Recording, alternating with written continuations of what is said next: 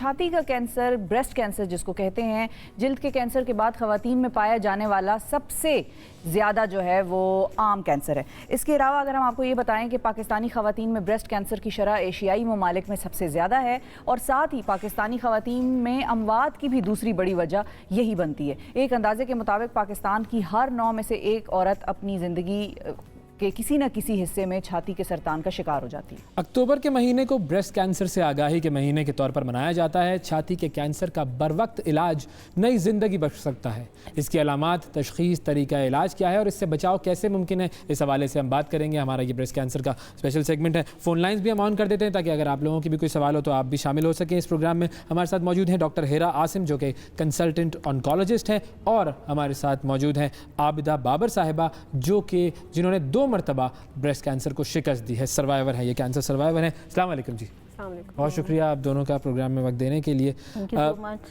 बुलाने का। सबसे पहले तो हम चाहेंगे आबिदा साहिबा आपकी हम कहानी से शुरू करें। आप ज़रा हमें बताइए, हमारे नाजरीन को बताइए कि आपकी शनासाई कब हुई कि आपको इस बीमारी में मुब्तला हैं आप, और फिर ये जो प्रोसेस हुआ इस प्रोसेस को कैसे आपने आगे लेकर चली और कैसे फिर आपने इस बीमारी को शिकस्त दी। पहले तो हमने कभी कैंसर ऐसे ही अफसानों में मतलब टीवी पे देखते थे किसी को हो गया, लेकिन सुना नहीं था। मेरी बहन को हुआ था, तो जैसे उनको हुआ तो मेरी फैमिली में सारे डॉक्टर्स हैं, उन्होंने कहा कि हो सकता है जेनेटिक हो तो आप भी अपना ना चेकअप करा लें। जब मैंने डॉक्टर के पास गई तो उन्होंने कहा कि छोटा सा लम्प है तो कैंसर नहीं हो सकता है, तो फीडिंग मदर के लिए भी ये हो सकता है, उनका भी होता हो ये, तो आप इन सेफ साइड आप इनको करवा लें।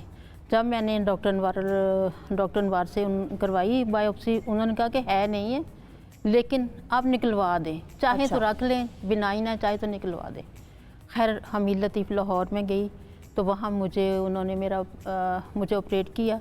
थोड़ी सी सर्जरी थी, सेम डे उन्होंने मुझे घर भेज दिया। सही है। अच्छा, हम लोग इस्लामाबाद आ रहे थे वापस, लेकिन मेरे मियाँ ने कहा कि चलो जाते जाते हम ना वो ले लेते हैं इसका क्या है, इसका बायोप्सी का रिज़ल्ट आया।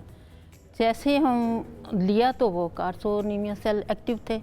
फिर तो हमारे लिए बड़ी परेशानी थी, तो एकदम से ये सारी फैमिली, मेरे बच्चे छोटे थे और मियाँ की भी पोस्टिंग्स होती रहती थी, वो भी उन दिनों मुल्तान थे।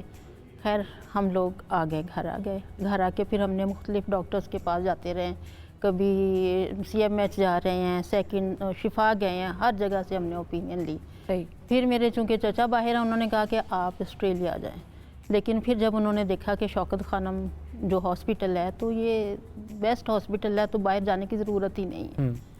खैर फिर उन दिनों मेरी बाजी की रेडिएशन चल रही थी। अच्छा। तो डॉक्टर मज़हर अली शाह, मैं थैंक यू बोलूँगी उनका, उन्होंने मेरे साथ बहुत तावन किया, और मेरी फैमिली ने और मेरी भाभी साइमा ने, उन्होंने मतलब मुझे इस तरह किया कि इतना सपोर्टिव थे सारे लोग कि मुझे लग नहीं रहा था। अच्छा, बाकी लोग परेशान थे, अल्लाह की कुदरत, हो सकता है मुझे अल्लाह से मोहब्बत है या मैं अल्लाह के बहुत अपने आप को करीब समझती हूँ, मैं नहीं डरी हुई थी, मेरी सारी फैमिली डरी हुई थी। सही है। और उस दौरान मेरी बाजी की, जब मेरी कीमो चल रही थी, मेरी बाजी की डेथ हो गई। तो ये लम्हा हमारे लिए, पूरी फैमिली के लिए बहुत ही ज़्यादा तकलीफ़ देता, और सब लोग सहम गए थे। अब मेरी डेथ का सारे इंतज़ार कर रहे थे कि मेरा रिलैप्स हो गया था, और रिलैप्स मेरा इतनी जल्दी हुआ 15 दिन के बाद। अच्छा। वो बहुत अग्रेसिव था, और वो इस तरह था कि वो जो लिफ नोड ब्रेन को जाते हैं ना, उसमें था। तो खैर उन्होंने कहा कि हम लोग ऑपरेट करते हैं, क्योंकि अभी रेडिएशन हुई है तो रेडिएशन तो अब नहीं पॉसिबल। खैर 25 डॉक्टर्स का बोर्ड बैठा, तो मुझे उन्होंने प्री मेडिकेट किया, मैंने समझा मेरा ऑपरेशन हो गया। लेकिन वहाँ से उन्होंने डिसाइड ये किया कि एक डॉक्टर ने कहा ऑपरेशन करना चाहिए, दूसरे ने कहा नहीं ऑपरेशन नहीं होगा, इसलिए कि अब पैरालाइज हो सकते हैं, कुछ भी हो सकता है।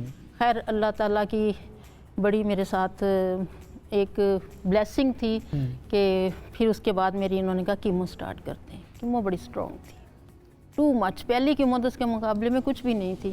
खैर 4 सर्कल डिसाइड हुए। अच्छा। फिर उन्होंने जो पहला सर्कल था ना, मैं एक तो भी अल्लाह पे बहुत यकीन रखती हूँ, और जब मेरा ये हो रहा था ना, सेकंड टाइम डिसाइड हुआ, तो मेरे मियाँ आउट ऑफ कंट्री थे। अच्छा। तो मेरे देवर मेरे साथ गए, जैसे उन्होंने कहा कि हम बायोप्सी करेंगे, वो उधर ही फेंट हो गए। सबको उनकी पड़ गई कि इसको क्या हो गया। फिर अगले दिन मेरा भाई कहता कि तू बड़ा छोटे दिल का, मैं चलता हूँ। जैसे वहाँ गए तो डॉक्टर ने कहा कि इंटरेस्टिंग केस, और कह के वो डॉक्टर पर्दे के पीछे चली गई। मेरी बेटी भी उन दिनों मेडिकल में थी, तो उन्होंने पूछा ये क्या कह रही है, उन्होंने कहा ये कह रही है, कहते ये इंटरेस्टिंग नहीं है, वो भी वहीं पे ढेर हो गया। लेकिन मैं वहाँ थी, सारे परेशान थे, मैं भागी फिर रही थी, अपने टेस्ट करवा रही थी और खुश थी। मुझे सब पता नहीं क्यों अल्लाह ताला ने फाइनली जो है वो आप मुझे नहीं समझ आ रही कि अल्लाह ताला ने मुझे हिम्मत आ रही थी कहीं से। हिम्मत आ गई, कहाँ से आई मुझे नहीं पता। वो भी एक स्टोरी है। वो मुझे फैसल बैंक वालों ने जैसे कह देते हैं ना कि अपना ख्याल रखें, मैंने कहा आपको कैसे पता मुझे कैंसर है?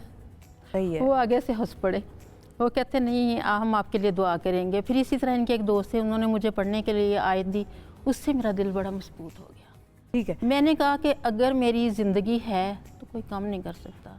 सही बात है, सबसे बड़ी बात हाँ, ये जो यकीन है ये होना चाहिए। डॉक्टर साहिबा, ये केसेस होते हैं ज़रूर, लेकिन रिलैप्स पे भी हम आते हैं, कम होते हैं लेकिन हो जाते हैं। सबसे पहले तो ये बताएं कि अगर किसी को सिर्फ लंप है, बहुत सारी ख़वातीन हैं, ये तो चली गई क्योंकि इनकी बहन को था, बहुत सारी ख़वातीन होंगी जिनको कि पता भी नहीं होगा लंप है और जाना चाहिए, तो आप ये बताएं कितना ज़रूरी है एक औरत को कि वो कितने अरसे बाद अपना मेमोग्राम कराए? देखिए, ना सिर्फ लंप बल्कि ब्रेस्ट के अंदर अगर कोई भी चेंज है जिसमें skin changes, nipple changes, lump breast में, आर्मपिट में, ठीक है, इन सारी जगहों पे जैसे मैंने जो भी तब्दीलियां बताई ये हैं, तो फ़ौरन से आपको डॉक्टर को दिखाना चाहिए।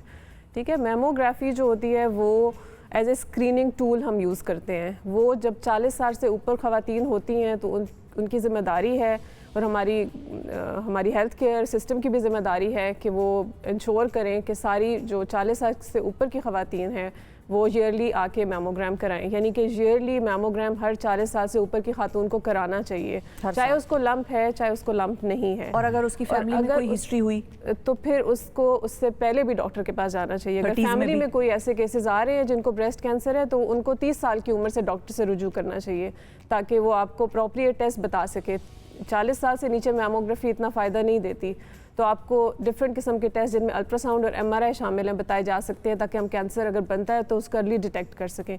लेकिन अगर जो आपका क्वेश्चन कि अगर लंप बन गया है तो उसमें तो बिल्कुल डिले नहीं करना चाहिए, फ़ौरन से आपको डॉक्टर के पास जाना चाहिए ताकि उस लंप को इवैल्यूएट करें। लंप या कोई भी अपेरेंट चेंज? हाँ, कोई भी अपेरेंट चेंज जो कि ब्रेस्ट में आई है उसको फ़ौरन से इवैल्यूएशन डॉक्टर के पास जाके लाजमी है, जिसमें डॉक्टर ना सिर्फ मेमोग्राम कराएगा बल्कि और भी डिफरेंट टेस्ट कराएगा, सीरीज ऑफ टेस्ट होंगे जिससे वो डायग्नोज करेगा। जैसे आबदा साहबा ने कहा कि इन्होंने जब डॉक्टर से कहा तो उन्होंने कहा कि नहीं जी ये नहीं हो सकता, कैंसर नहीं है। हाँ। तो इस तरह के भी केसेस होते हैं, लोग ज़ाहिर है डॉक्टर के पास जाते होंगे और फिर लोग उसके बाद जो है ब्रेस्ट में बहुत सारी गिल्टियाँ होती हैं और ख़ुसूसन जो 20 साल से कम उम्र की बच्चियों में गिल्टियाँ आती हैं वो यूजुअली बिनाइन होती हैं।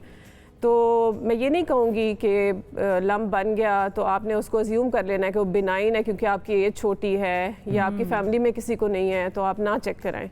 लंप बना है तो आपने उसको डॉक्टर को ज़रूर चेक कराना है। डॉक्टर एग्जामिनेशन पे बता सकता है कि वो बिनाइन है कि मैलिग्नेंट है। इसके अलावा डॉक्टर कुछ टेस्ट करके बता सकता है, अल्ट्रासाउंड या मेमोग्राफी पे उसके ऐसे फीचर्स होते हैं जिनसे डिफ्रेंशिएट हो सकता है कि वो कैंसरस है या वो नॉन कैंसरस है। तो आपको किसी भी लंप को इग्नोर नहीं करना, चाहे वो पेनफुल है चाहे वो पेनफुल नहीं है।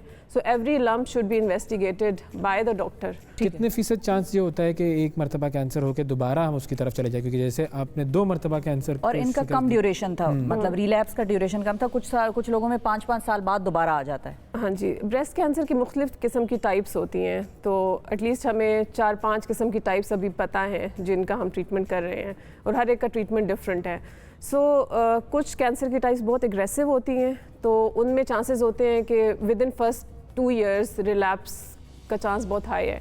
बट कुछ कैंसर की टाइप्स ऐसी हैं जिनका रिलैप्स का chance many years after treatment ज़्यादा होता है, लाइक 10 years 15 years। तो कोई भी ट्रीटमेंट 100% नहीं होता। अगर आपने ब्रेस्ट कैंसर का पूरा ट्रीटमेंट करा लिया है, सर्जरी, रेडिएशन, कीमो, तो ये मत समझे कि आप कैंसर फ्री हो गए हैं। आपने फॉलोअप अपने डॉक्टर्स के पास कराना है। सो हम रेगुलरली फॉलोअप्स करते हैं 3 months, फिर 6 months, फिर ईयरली, और उसके अंदर mammography, different examinations, different test शामिल होते हैं ताकि हम अगर रिलैप्स भी होता है तो उसको अर्ली डिटेक्ट कर सकें और उसको भी क्योर कर सकें। हमारे साथ एक कॉलर भी हैं जी, शुमाइला साहिबा, अस्सलाम वालेकुम। मुल्तान से। वालेकुम अस्सलाम जी, अस्सलाम वालेकुम जी, फरमाइए। वालेकुम सलाम जी। ये अभी बता रही थी कि इनको कैंसर का है और इन्होंने बताया है कि वो एक आयत बताई गई है जिसकी वजह से मुझे बहुत ज़्यादा तसल्ली हुई मैं वो पूछना चाह रही हूँ, क्या ये वो बता देंगे कि वो कौन सी आयत है? मुझे तो भी आज यही इस प्रॉब्लम पे है, मैं आपका पढ़ना यकीन चाह है। रही थी। जी और जी इन दिनों शुमाइला मेरा साहिबा सुने। ट्रीटमेंट चल रहा है। ये लैसलहा मिन दुनिल्लाहि काशिफा, इसको आपने बहुत पढ़ना है, हर वक्त पढ़ना है, खुला पढ़ना है। ठीक है, और एक दफा सूरत दोबारा। रहमान मैंने रेगुलर सुनी है, और उसका फिर पानी पीना है जो जिस तरह है कारी बासत की।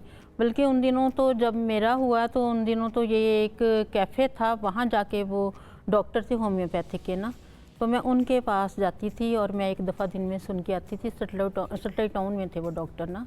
मुझे तो बड़ा बिलीव है इन चीज़ों और पे ना। एक दफा दोबारा दुआ बता दें उनके लिए। लैसा बिस्मिल्लाहिर्रहमानिर्रहीम लैसलहा मिन दुनिल्लाहि काशिफा। और शुमाइला साहिबा, सबसे बड़ी बात ये होती है कि जब आप दुआ कर रहे होते हैं तो अल्लाह ताला तो किसी भी ज़बान का मोहताज नहीं है। आपने बस दिल से दुआ ही करनी है, नियत। उससे बस मांगना है कि अल्लाह मुझे इस बीमारी से तो निजात दे। और सबसे बड़ी चीज़ वही है कि वो जो आपके दिल से दुआ निकलती है वो ज़रूर असर रखती है। तो ये चीज़ बड़ी अहम है। अच्छा, हम दोबारा आपके पास आते हैं डॉक्टर साहब कि हमने ये बात की कि एक तो रिलैप्स हो जाता है, अब जो इसका इलाज है वो कितना ख़तरनाक है और उसके अंदर जो सर्वाइवल चांसेस होते हैं उसके बारे में भी थोड़ा सा लोगों को बताएं। अच्छा, ब्रेस्ट और कैंसर उसकी आसानी भी जरा बता दें लोगों को, हाँ, ताकि वो breast इनकरेज cancer- होकर आए, डर के भाग ही ना जाएं। बिल्कुल बिल्कुल बिल्कुल सही है आपकी बात। सो ब्रेस्ट कैंसर एक it is one of those cancer जिसका इलाज बहुत ज़्यादा डेवलप्ड इलाज है, और हम मेजॉरिटी पेशेंट्स को क्योर कर सकते हैं, कैंसर को मुकम्मल ख़त्म कर सकते हैं। इवन स्टेज 1, स्टेज 2, स्टेज 3 में भी क्योर रेट्स बहुत अच्छे हैं। I would say even stage 3 को हम 80% तक क्योर कर सकते हैं, इतना इफेक्टिव ट्रीटमेंट मौजूद है। स्टेज 4 के पेशेंट्स जो होते हैं जिनमें स्प्रेड हुआ होता है कैंसर, उनका भी इतना इफेक्टिव ट्रीटमेंट मौजूद है कि उनका भी सर्वाइवल के चांसेस पहले जो लिमिटेड टू मंथ्स थे वो अब ईयर्स में जाने लगे हैं। ऐसे ऐसे ट्रीटमेंट्स आ गए हैं। तो breast cancer is one of those cancers के हम बहुत इफेक्टिवली इलाज कर सकते हैं। एक और कॉलर भी है, वो भी ले लेते हैं। श्योर, ताकि- रुबीना एजाज साहिबा हैं रावलपिंडी से। अस्सलाम वालेकुम। अस्सलाम वालेकुम। जी रुबीना साहिबा, जी मुझे भी यही प्रॉब्लम है, ब्रेस्ट में मेरी भी गिल्टियाँ हैं ब्लड वाली, तो मैं चेकअप भी करवाती रही हूँ सारा कुछ। तो मेरी बाजू में भी बहुत पेन है, स्वेलिंग भी हो जाती है। मुझे कोई वो प्रॉपर पता नहीं चल रहा कि मैं इसके लिए क्या करूँ। मैं शौकत खानम से टेस्ट वगैरह भी करवाती रही हूँ, तो अभी मेरा वहाँ जाना ज़रा मुश्किल है, मैं जा नहीं सकती, मेरे बच्चे हैं, बस इस तरह मैं अब जा नहीं सकती उधर। तकरीबन 1 महीने के बाद वो बुलाते हैं, मैं फिर नहीं जा सकती हूँ। तो आप मुझे बताएं इधर। तो आपकी ट्रीटमेंट शुरू हो गई या अभी नहीं शुरू हुई? जी बहुत दफ़ा मेरे टेस्ट हुए हैं, मेडिसिन मुझे कोई नहीं दी। उन्होंने कहा है आप डेंजरस ना लें, ये खून वाली गिल्टियाँ हैं, लेकिन आप रेगुलर 1 महीने बाद ना करवाते रहे। कभी कभी बहुत ज़्यादा प्रॉब्लम होता है, स्वेल हो जाता है, टाइट हो जाता है और इस तरह। तो अभी मैं चाह रही थी कि मुझे इधर पिंडी में ना कोई ऐसी हो जाए कि मैं इधर ही दिखाया करूँ। कहाँ जा सकते हैं ये? और ये प्रॉब्लम है क्या, खून की गिल्टियाँ वो कहते हैं? अच्छा, इस किस्म की कोई गिल्टियों से मैं तो अवेयर नहीं हूँ कि खून की ऐसी कोई गिल्टियाँ ब्रेस्ट में बन सकती हैं, लेकिन जिस तरह वो लम्प्स बता रही हैं और वो पेनफुल हैं और बाजू में भी दर्द जा रहा है, तो it looks something very serious. ठीक है, तो इसमें अगर वो फॉलो एवरी मंथ कह रहे हैं तो I think this is not right. Patient इतनी दूर दूर से आते हैं, हर महीने आना बहुत मुश्किल होता है। ठीक है, तो अगर हम कोई टेस्ट पे हमें पता चलता है कि ऐसी गिल्टी है जो ख़तरनाक नहीं है, ठीक है, तो हम उसको यूजुअली फॉलो पे रखते हैं, और वो यूजुअली हम अल्ट्रासाउंड कराते हैं, और वो यूजुअली 3 मंथ्स या 6 मंथ्स के वक्फे से होते हैं। लेकिन इनको इनकी सिम्टम्स के मुताबिक इनको अपना थारो चेकअप कराना चाहिए। ये बिल्कुल इस्लामाबाद पिंडी में हमारे पास आ सकती हैं, शिफा इंटरनेशनल हॉस्पिटल में अपना एग्जामिनेशन कराएं, हम इनको रेलेवेंट टेस्ट एडवाइस करेंगे, इनको पूरा फैसिलिटेट करेंगे कि इनके टेस्ट अर्ली हो सके और डायग्नोसिस अर्ली हो सके, और अगर खुदा अल्लाह करे कैंसर ना हो तो इनको पूरी तसल्ली के साथ हम वापस भेज सकें, और एटलीस्ट एक लंबा फॉलोअप दें कि उसके बाद ही हमारे पास आएँ, या ऐसी कोई लोकल जगह पे गाइड कर दें जहाँ पे ये फॉलोअप क्लोजली कराती रहे। इसमें पता है क्या, जो वो एक्सरसाइजेस बताते हैं ना डॉक्टर जी, जो ऑपरेशन के बाद जो ख़वातीन वो नहीं करती हैं ना, उनको क्या प्रॉब्लम होता है। मैं तो योगा करती हूँ, और मैंने ये उन्होंने मेरा यहाँ तक था, ये देखें यहाँ जा रहा है, ट्रीटमेंट शुरू ही नहीं हुई है। हाँ, इनके तो टेस्ट का मसला अच्छा, है। ये यहाँ तक अगर आप एक्सरसाइज करते रहें, उनकी बातों पे पूरा अमल करें, डॉक्टर, फिर कोई मसला नहीं है। बहुत शुक्रिया अदा करेंगे आप दोनों मेहमानों का, आपने वक्त निकाला।